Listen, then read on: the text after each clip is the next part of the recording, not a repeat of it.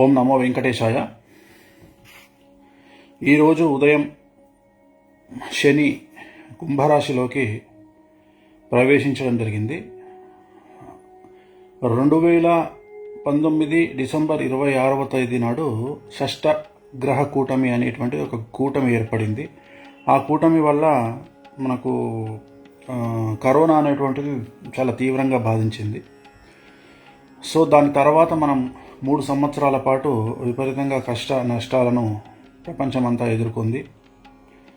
So అలాంటి స్థితి నుండి ఈరోజు శని మళ్ళీ కుంభరాశి ప్రవేశం అనేటువంటిది జరిగింది. సో మరి కుంభరాశి ప్రవేశానికి సంబంధించి శని మార్పు వల్ల, అలాగే రేపు ఏప్రిల్ 23వ తేదీ నాడు గురువు మారుతా ఉన్నాడు. గురువు మేషరాశిలోకి ప్రవేశిస్తూ ఉన్నాడు. సో మరి ఈ 2 మార్పుల కారణం చేత రాబోయేటువంటి సంవత్సరంన్నర మరియు 2.5 సంవత్సరాల పాటు మొత్తం 12 రాశుల వారికి ఎలా ఉంటుంది అనేటువంటి విషయాన్ని ఒకసారి తెలుసుకునే ప్రయత్నం చేద్దాం. తులారాశి. సో తులారాశి జాతకాన్ని కనుక విశ్లేషించినట్లయితే చిత్తా 3, 4 పాదాలు, స్వాతి 1, 2, 3, 4 పాదాలు, విశాఖ 1, 2, 3 పాదాలు. ఒకవేళ మాకు డేట్ ఆఫ్ బర్త్ తెలియదు అంటే మీ అక్షరం, మొదటి అక్షరం రా, రీ, రు, రే, రో, తా, తీ, తూ, తే అయితే మీది తులారాశి. సో మరి తులారాశి జాతకులకు సంబంధించి చాలా అనుకూలంగా ఉండబోతా ఉంది. అర్ధాష్టమ శని వెళ్ళిపోతూ ఉంది. చాలా విశేషించి యోగకాలంగా భావించాల్సి ఉంటుంది. ఆర్థిక పరంగా, న్యాయపరంగా, సామాజికంగా, రాజకీయంగా, కుటుంబ పరంగా, ఉద్యోగపరంగా, వ్యాపార పరంగా, అలాగే భూమి కొనుగోలుకు, కుటుంబ ఆనందము, ఇల్లు కొనడము, ఇవన్నీ కూడా అనుకూలంగా కనిపిస్తూ ఉన్నాయి. కాకపోతే ఒకే ఒక సమస్య, తులారాశి వాళ్లకు భార్యాభర్తల ఇద్దరిలో ఒకళ్లకు ఆరోగ్యపరమైనటువంటి ఇబ్బందులు గోచరిస్తూ ఉన్నాయి. తులారాశి వాళ్లకు ఇది ఒకటే, భార్యాభర్తల్లో ఒకరికి ఆరోగ్యపరమైన ఇబ్బందులు.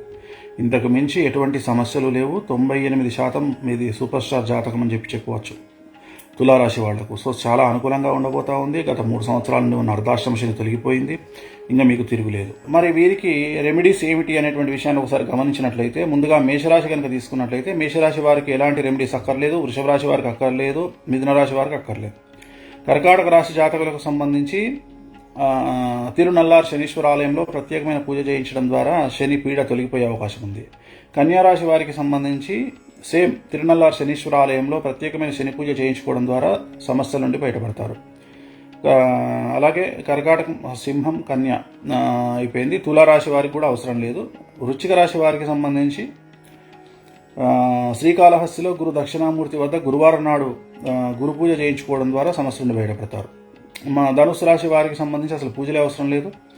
అలాగే మకర రాశి వారికి సంబంధించి గురు దక్షిణామూర్తి వద్ద సేమ్ చెప్పినట్టుగానే శ్రీకాళహస్తిలో గురు దక్షిణామూర్తి వద్ద పూజ చేయించడం ద్వారా సమస్య నుండి బయటపడతారు. కుంభరాశి జాతకులకు సంబంధించి తిరునల్లార్ శనీశ్వర ఆలయంలో ప్రత్యేకమైన పూజ చేయించడం ద్వారా సమస్య నుండి బయటపడతారు.